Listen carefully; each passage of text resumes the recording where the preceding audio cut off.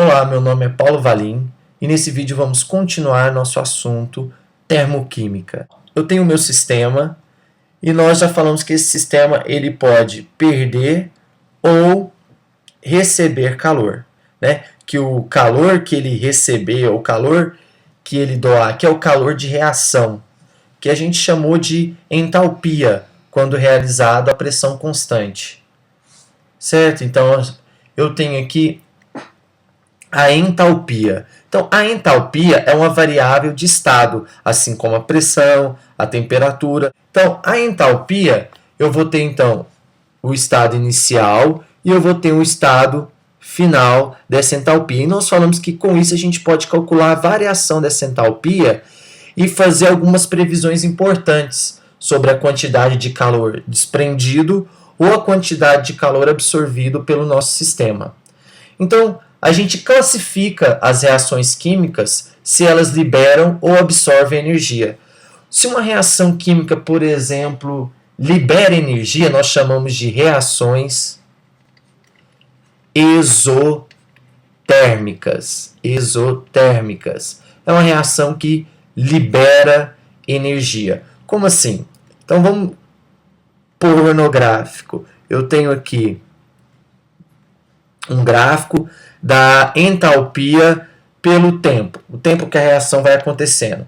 Então eu tenho os reagentes. Eu vou lá, esses reagentes, ele tem uma quantidade de energia inicial, né? E com o passar do tempo, essa reação vai acontecer e no final eu vou ter uma quantidade de energia final. Então aqui eu tenho uma entalpia inicial e aqui eu tenho uma entalpia final. Uma reação exotérmica, ela acontece por liberação, ela vai liberar o calor, ela vai liberar a energia, ela vai perder. Então, os reagentes aqui vão estar perdendo. Olha só, no nosso gráfico nós temos aqui a entalpia inicial, um valor maior que a entalpia final. Então, olha só, se eu faço a variação, se eu pego, o que é variação? Variação de qualquer coisa é qualquer coisa final menos qualquer coisa inicial. Então, a variação de entalpia vai ser a entalpia final menos a entalpia inicial. A entalpia final aqui não é um valor menor? Olha só, você está perdendo calor, no final você vai ter menos. É um valor menor. Então, esse número aqui, ele é maior. Então, o ΔH, ele vai ser menor que zero.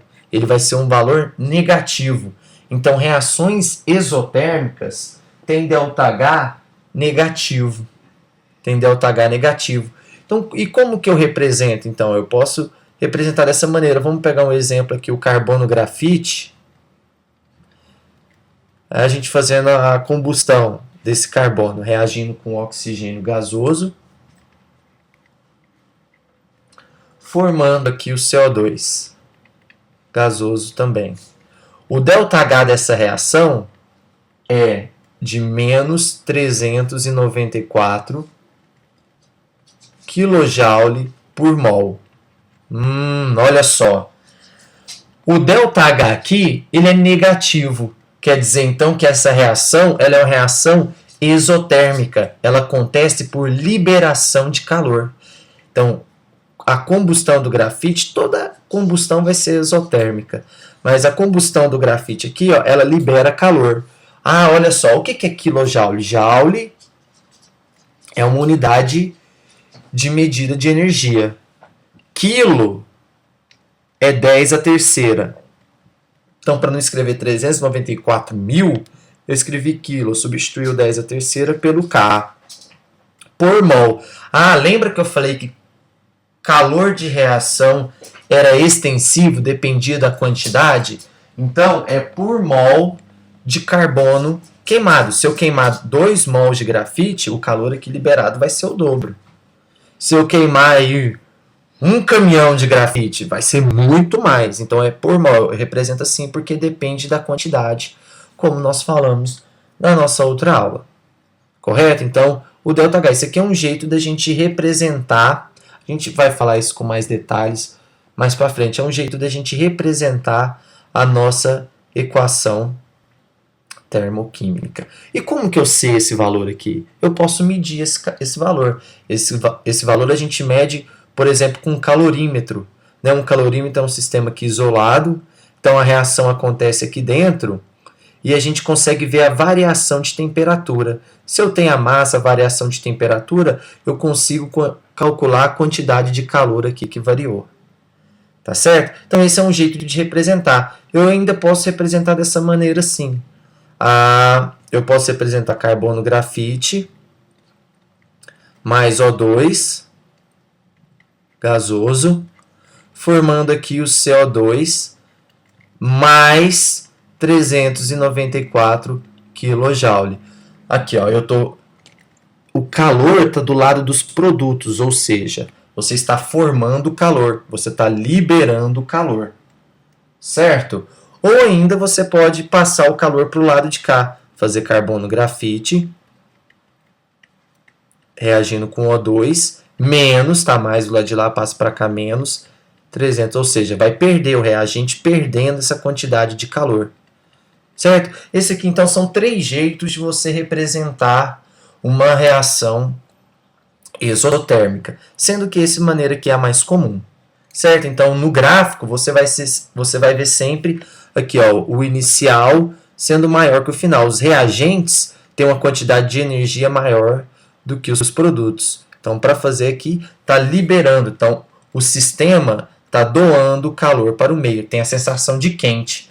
Quando você tem uma combustão, por exemplo, está pondo fogo no álcool, na gasolina, você sente esse calor, porque está liberando, a reação química está liberando. Além da reação exotérmica, nós temos a endotérmica. Reação endotérmica é aquela que absorve. Reação endotérmica. Endo, né, é para dentro. Então, absorve, reação endotérmica absorve. Então, se eu fosse colocar isso aqui num gráfico da entalpia pelo tempo de reação, o que você está absorvendo? Então, eu tenho aqui o início. Se está absorvendo, o meu produto vai ter uma quantidade de energia maior que os meus reagentes. Então, a entalpia final, essa quantidade de energia, a entalpia final vai ser maior do que a entalpia inicial, certo? Porque vai absorver calor agora, olha só, está absorvendo isso tudo aqui, ó. Então, eu tenho saindo daqui, vindo para cá. Se eu fizer o ΔH, a variação de entalpia dessa reação, que é final menos inicial, agora o inicial é um número menor. Então, um número positivo menos esse número pequeno aqui, que é negativo, o ΔH vai ser positivo, vai ser maior que zero. Então, as reações endotérmicas têm ΔH o quê? Tem ΔH positivo, ΔH maior que zero. A variação de entalpia vai ser maior que zero, porque está absorvendo o calor. Certo? E como que eu represento aqui? Um exemplo de uma reação, eu tenho aqui N2, gasoso, reagindo com meio mol de oxigênio gasoso, formando o NO. Essa formação aqui do NO, ela é o quê? Ela é endotérmica. Eu represento ΔH, 90 kJ por mol. Ó, de novo, joule, unidade de energia, quilo. Era 90.000, eu coloquei 10 a terceira, né, eu substituí por quilo, né, positivo, então absorve. Como que eu sei esse 90? Eu faço no calorímetro. Eu consigo medir a variação de temperatura do meio e consigo calcular essa quantidade de calor. Eu ainda posso representar ainda de 2 maneiras. Como? Eu posso fazer o seguinte, eu posso fazer... que faltou aqui, né, galera? Ó, meio de nitrogênio, para ficar balangadinho, para ficar certinho, ficar balanceado. Não é ficar usando os termos de Goiás, não. Eu tenho aqui, então, meio de N2 mais meio de O2, e na reação endotérmica não absorve, mais 90 kJ por mol, formando um NO gasoso. Então, outra maneira de representar. Ó, o reagente aqui está absorvendo o calor.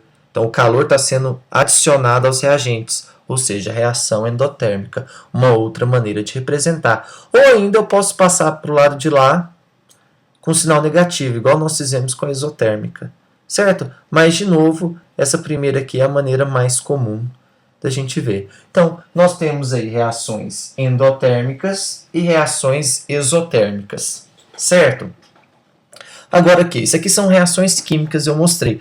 Agora vamos dar uma olhadinha aqui numa transformação física, para a gente poder falar da equação termoquímica. Eu tenho aqui, por exemplo, a água. Eu tenho a água no estado sólido. Eu tenho a água no estado líquido. Eu tenho a água no estado gasoso. Né? Só para representar o estado sólido, o estado líquido e o estado gasoso. As molequinhas aqui, ó, no estado sólido, estão bem mais tranquilas, mais paradinhas, né? Quando eu quero passar do estado sólido para o estado líquido, o que eu faço? O que você faz quando você quer derreter o gelo? Ah, eu tiro da geladeira. Né? Você tirou da geladeira, onde está mais quente? Dentro da sua geladeira ou de fora da sua geladeira? De fora, está mais quente. Então vai ter calor, o meio vai começar a doar o calor para o gelo. Então o gelo vai absorver calor, né? Então vai absorver. As molequinhas que estavam aqui bem sossegadinhas vão começar a vibrar, vibrar, vibrar, vibrar, aumentar a distância entre elas. Então quando você sai aqui do estado sólido para o estado líquido, você absorve calor. É um processo endotérmico. Né? Agora aqui a gente não está falando de reação química, não. É só uma transformação física. Não está mudando a matéria, continua sendo água. Eu só estou mudando o estado. E quando passa de líquido para o gasoso? A mesma coisa, endotérmico. Ah, então quer dizer que a água no estado gasoso tem uma energia maior do que a água no estado sólido? Tem. Não tem? Se daqui para cá tem que absorver, as molequinhas, né? Quando elas estão aí formando alguma coisa no estado gasoso, elas estão com a maior energia. E o contrário, quando eu quero transformar um gás para líquido, ele tem que perder calor, você tem que diminuir a agitação, ele tem que aproximar mais uma das outras para transformar no líquido. Então, é um processo que, vamos pôr aqui, é um processo exotérmico. Certo? E do líquido para o sólido a mesma coisa, um processo exotérmico. Então, do estado sólido para o líquido para o gasoso, tem que absorver energia, é endo. E para voltar, é exotérmico.